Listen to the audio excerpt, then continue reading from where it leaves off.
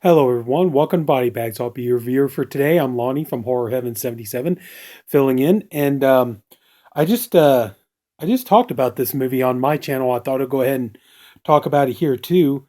I just did a series of videos, three of them actually, where I talked about. I called it the 50th anniversary Manson movies, and this one here. See, you had like, even though this one says 2018, I don't know. Seemed like this one didn't get released until 2019 anyway, but oh well. So it seemed like in the last year, it seemed like there were three movies because 2019 was the 50th anniversary of the Manson, Tate LaBianca murders. And you had three movies. You had the really great one, which was, Quentin Tarantino's Once Upon a Time in Hollywood. You had the really terrible one, which was The Haunting of Sharon Tate. And you had the one that I think just kind of went under the radar. Nobody even really noticed it. And that one was Charlie Says. This movie is directed by Mary Harron, who actually I'm a big fan of her as a director.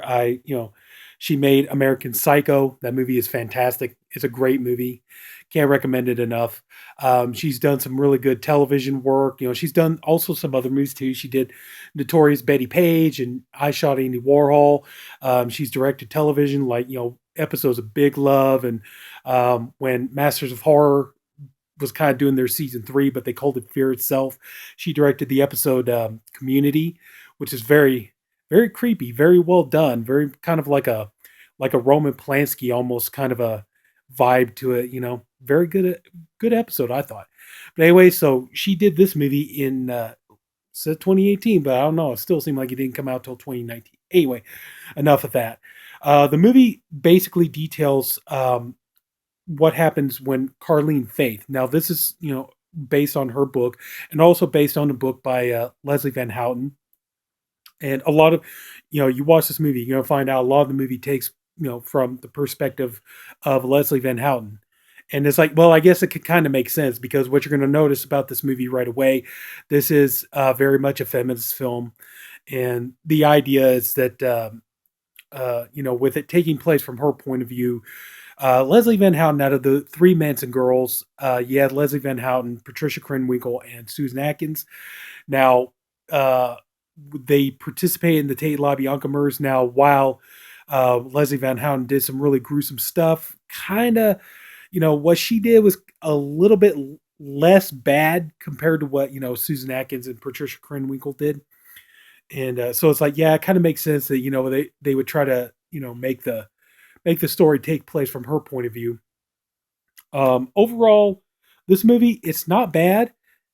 It's I say the biggest problem is though is here in the last few years, well, actually longer than that. Usually, whenever they make a movie about Manson anymore, usually it's always taking place from the point of view of Manson and or his followers. And this movie really is no exception. And I think that's kind of personally, I think that's one of the reasons why this movie just kind of flew under a lot of people's radar. A lot of people didn't even know this movie came out. Um, but Carlene Faith is saddled with the task of, okay, it's 1972. We found out that, the death penalty had been abolished, that, Charles Manson and his followers, that were convicted, they were sentenced to death, but their death got commuted to life in prison. And so now these women are basically just kind of living in prison, and they still just just, I guess, for lack of a better explanation, they just kind of live with their head in the clouds, and they just everything Charlie says, Charlie says. Kind of understand that's why the movie's called Charlie Says, because they say Charlie says a lot. And Carlene is settled with the task of it. She has to start slowly deprogramming these women of the hold that Charles Manson had over them. And if at first a lot of people are all like, why do we even want to bother, and like all this kind of stuff, and at first Carlene is telling everybody, is like, I want these women to realize who they were, and I want them to realize that they had a life before Charles Manson ever came along and stuff like that. But then later, as the movie progresses, she decides that they ask her again, it's like, why are you trying so hard to deprogram all these women, or these three women, from Manson's grip on them and stuff like that? She then says, I want these women to basically have to I want them to kind of like get their heads out of the clouds and, accept what they've done. And that way they can start accepting their punishment that, you know, and accept what they did and know they got to live with this for the rest of their lives. And, so the movie is interesting because it takes place from that perspective. That is something you don't really see a whole lot of. It's like we didn't really get into the whole list, I guess, logistics of, what it took to, deprogram these women after they were convicted and kind of get them to the point where they didn't have, they, they pretty much let Manson's grip on them go. And so it's kind of interesting. But like I said, the only problem is that this movie, it's not really giving you a whole lot of anything new. I mean, if you've seen you've seen like the 2004 remake of, Helter Skelter, now, I mean, granted, I will admit, okay, the remake of Helter Skelter was well done. A good portion of it was about the Manson family, even though there was a little portion of it dedicated to showing, um, you know, Sharon Tate and the victims. Okay, but I think that's kind of where Tarantino's movie kind of emerged as the great one. I'll get to that in just a minute, or at least for most people. But see, the thing is like now you got Matt Smith plays Charles Manson, and he doesn't do a bad job. He's kind of tall and scraggly for a guy supposed to be like really short. But he does have kind of a bit of a Manson vibe. I will say though, the problem is if a lot of actors have played Manson, and some of them have done a really good job. I mean, Jeremy Davies, he really worked hard. If you ever get the DVD of the Helter Skelter remake, one of the bonus features is you see, Jeremy Davies doing video where he's, really working hard, trying to study, trying to get Manson's voice and his mannerisms and everything down. And he's really working hard at it. So, I mean, I give him props for that. And Damon Harriman, he played Manson twice. He played him. I saw the segment where he played him in the Netflix show Mindhunter. Not bad, not the greatest, but not bad either. And he played him in Once Upon a Time in Hollywood, even though he's only in there for just like a couple of minutes. The biggest problem though is like if you're a fan of true crime and you've seen the 1976 movie Helter Skelter, kind of like once you've seen Steve Railsback play Manson, nobody comes close. It's just, other actors have done a good job. I give them props, but it's just Manson just like it was like once Steve Railsback played that, he nailed it, and he just made it Manson so frightening and intimidating. And it just seems like nobody could do that as frightening and scary as he did. The movie, like I said, it's, there, a lot of it is from Leslie Van Houten's point of view, and it's kind of showing like them at the Spawn Ranch and how she came into it, and just kind of, how Manson started his brainwashing of these, all these followers and stuff like that. And, show how he leads up to, he has like Terry Melcher comes out to the ranch, and they're playing, he decides he's going to put on a show for him, and he has the girls dancing topless. And here's the thing, if you like topless women with armpit hair, you're going to love this.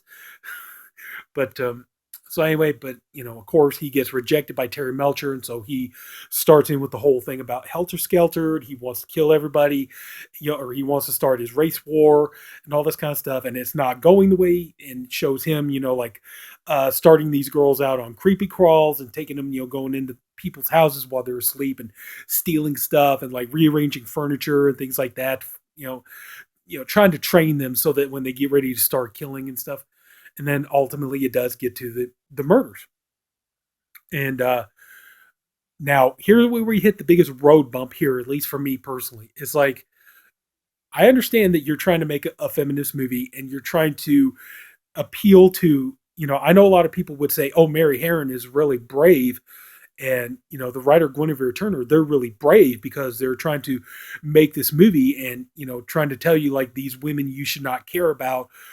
Maybe you should care about them a little bit because they were victims in and of themselves. But see, here's the problem. When you don't present all the facts, when you kind of, if anybody who's followed the true story and you've you've read the book Helter Skelter, or you've seen the movies, or you've seen the women's own interviews, or heard their own confessions. You realize this movie does leave elements of it out that you could tell. Like, see, that's the thing. Like, people are, well, Susan Atkins said that in this movie the girls really don't do any killing. In this movie, it's Tex Watson, played by Chace Crawford. He's the one who does all the killing. And it's like Susan Atkins did say that in one of her interviews. She did say, Tex Watson was the one who killed everyone. But then again, too, in another interview, Susan Atkins did say that she was the one who stabbed Sharon Tate to death. And in another interview, said all three of them, Tex Watson, her, and Patricia Krenwinkel, all three of them engaged in this. So that's kind of the thing. And in the movie, we show that Tex Watson does all the killing. The girls basically are just kind of there. And that's the thing. It's like, if you really want to be brave, you need to show the things these women did, and you got to let the audience decide. It's like, this is what these women did. And they admitted that this is what these women did. So when you're sitting here, well, conveniently, we need to leave out that Sharon Tate begged Susan Atkins to spare the life of her baby. And Susan Atkins said, I'm paraphrasing here, but, look, bitch, I have no sympathy for you. I have no sympathy for your baby. You're going to die, and I don't feel a thing about it. You're going to leave that out. You're going to leave out the fact that Susan Atkins admitted that she tasted Sharon Tate's blood. You're going to leave out the fact that, she took the towel and dipped it in the blood and wrote pig on the door. You're going to leave out, okay, you do have the LaBianca murders, where, Leslie Van Hout in this movie is played by Hannah Murray. You know her. Trust me, it's like, you take one look at her, you'll remember her from Game of Thrones. She was the woman who, with the baby, who I don't know the character's name, but she ends up with Sam.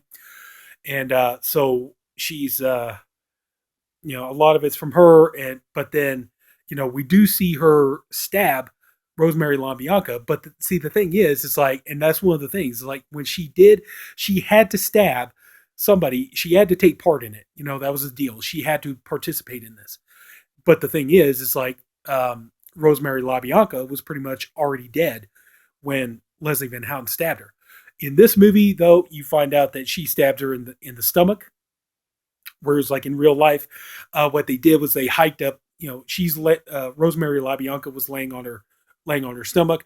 They pulled up her dress, and Leslie Van Houten stabbed her in the lower back and in her buttocks. But we ignore other facts, though, too. That, for example, we decide not to include the part where the girls take the knife and go to Lino LaBianca and carve the word war into his stomach. We, decide to ignore the fact that, they took the barbecue fork and stuck it in Lino LaBianca's, his belly, and just sitting there playing with it, watching it wobble back and forth, which they admitted they did this. And, we don't see, we don't see Patricia Krenwinkel. Actually, in here, she's played by Sosie Bacon, who's actually the daughter of Kevin Bacon and Kira Sedgwick. And you can kind of see a little bit of family resemblance. You look at her, you'll see it. But, we don't, we're not going to show the girls, go along and writing stuff in blood, writing Helter Skelter on the door in blood. We're going to, because, see, that's the thing. If the audience sees that, then, you're not going to really, like, get, your feminist movie kind of fails, because, it's like, it wasn't bad enough that they killed him. They also did this other gruesome stuff. We can't show that, because then, they wouldn't be, you wouldn't be feeling sympathetic towards them. But a lot of it, though, is just, that's my biggest gripe, is just, don't, if you're going to do this, if you're going to, don't sit here and say this is a brave film when you're going to, make sure you neglect certain, not ideas, but certain facts and certain, things that actually happen, just because you want to try to make these characters look more sympathetic. It's like, the thing is, and I think the reason why, like I said, the reason why this movie pretty much just kind of flew under the radar, and I think a lot of people didn't even hear about this one, is because, like I said, it's just kind of more of the same. If you've seen, it's a little bit of an intriguing idea, that, you want to show these women being deprogrammed afterwards. That was kind of a unique idea, but at the same time, it's like the majority of the movie is just, stuff you've seen before. If you've seen Van Bever's movie, The Manson Family, if you see, that's kind of the biggest thing I can say about this movie. This movie really does feel like Van Bever's movie, The Manson Family, only with, if you had like a more well-known cast and you had more production value. And it really does feel a lot like Van Bever's movie. Um, and like I said, it just kind of feels more of the same. If you've seen Van Bever's movie, if you've seen what was it, the Helter Skelter remake, and all these other numerous movies that they made about Manson and everything else, it just kind of feels like more of the same. And the thing is, and personally, this is just my opinion, but I think the reason why Tarantino's movie emerged as like the quote unquote great one is because, as this is meant to be a feminist film, I don't even know if Tarantino even tried to make a feminist movie when he made Once Upon a Time in Hollywood. But see, here's the problem. His movie kind of comes across more feminist than this movie does, because in his movie, he shows, he's not, he's like, this has already been done so many times. It's always about the point of view of Manson and his followers, because that's where the sensationalism comes in, because that's where all the murder and the sex and everything else comes in and all that kind of stuff. And he chose to instead, focus more on like Sharon Tate, and even though Sharon Tate wasn't the star of Once Upon a Time in Hollywood, she is a very major character. And, focus on like Abigail Folger, and stuff. And that's kind of the thing. It's like, when I think about this, it's all like, I find it hard. Okay, I find it hard to, relate to Susan Atkins, Patricia Krenwinkel, Leslie Van Houten, as opposed to like Sharon Tate, because, Sharon Tate, by all accounts, was, um, she was beloved. It's like everybody thought she was a wonderful person, and they thought she was, not only was she beautiful and gorgeous and in a a movie star talent and everything else, but it's like Tarantino shows in his movie, she was also very kind-hearted and very sweet. And she had no problems of helping people who, who were down on their luck, because she knew what that was like. She knew what it was like to be in a situation where, you have no money and you need help and stuff. So we show that Sharon Tate had no problems helping people. And like, that's the thing. Like Abigail Folger. Now, like, a lot of people don't know this about Abigail Folger, but I mean, if you follow the case, this, but a lot of people wouldn't know this because they don't really say it in much of these movies. But, like Abigail Folger, yes, she is the heiress to the Folger coffee family. So she comes from a family dynasty. Her family's got money. She's got money and everything else. But, do a lot of people know that, one thing that Abigail Folger did that was kind of her job in a way was she went out and she donated her time helping people. She donated her time, like, helping people who didn't have all the advantages that she had, who didn't have the money she had, people who, really, trying to get a little bit ahead in life and things like that. And that's the thing, it's like, how come nobody ever wants to make, it's like, if you're going to make a pro-female movie, it's like, it seems like that would be the better subject to tackle. This here is like, yeah, I understand, it's like these women were manipulated by Manson. But at the same time, though, too, in their own interviews, they admit they knew what they were doing. They knew they were killing people. They knew that when they went to those houses those nights, they knew people were going to die, and they chose to go along. So it's kind of hard to, I'm not saying you can't never feel any sympathy for them. I'm just saying it's kind of hard when you look at, like, here's these women over here who are, they're rich, they got money and everything else, but they have no problems helping people and lending a helping hand to those less fortunate than they were. And, like Rosemary LaBianca, that was the thing. A lot of people don't know that woman was a financial whiz. She had she had a lot of money because she knew how to, she was very smart and she knew how to invest her money wisely. But we're not going to talk about that. But anyway, I know I'm ranting, but I'm sorry, I can't help it. But, and to me, I think that's kind of the thing. I think that's why Tarantino's movie emerged as like the great one, quote unquote, because his movie really was from more of a different perspective. This here is like, it's slightly different, but it's just kind of more of the same thing you've seen before, like the last 20, 30 movies that came out about Manson. It's just the focus is on them, it's focused on Manson and everything else. So, I'm just saying, it's like it's not a bad movie. I'm just saying, it definitely has flaws. The flaws being, like I said, if you're gonna really try to present this to an audience and ask them to feel sympathy for these women, you really need to, don't sit there and hold back on the details, because then what's going to happen is somebody watches this and they have no idea the true story. They say, "Oh my God, yeah, those poor women, they were so manipulated by Manson." But then they go and they start checking into it and seeing the real events that happen and all the stuff that this movie leaves out.